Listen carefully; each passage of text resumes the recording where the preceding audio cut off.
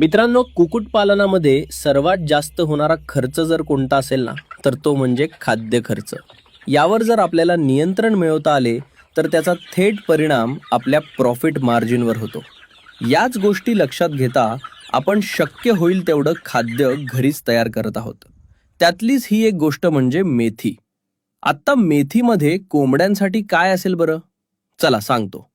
त्याआधी व्हिडिओमध्ये दिसत असेल आपण मेथी थेट उपटून न घेता ती विळ्याने कापून घेतली, कारण तिला परत पाला फुटतो. टाकण्याची पद्धत कशी ते बघा.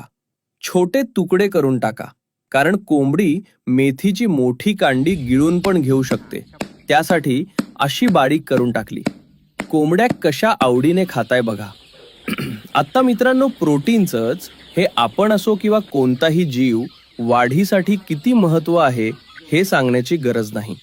मेथीच्या पाल्यामध्ये प्रामुख्याने प्रोटीन्स आणि नंतर आयर्न, विटॅमिन्स आणि मिनरल्स यांसारख्या पोषक तत्व असतात, ज्यामुळे कोंबड्यांची वाढ, रोगप्रतिकारशक्ती आणि अंडी उत्पादनासाठी मदत होते आणि याने आपला खाद्य खर्च सुद्धा नियंत्रणात राहतो.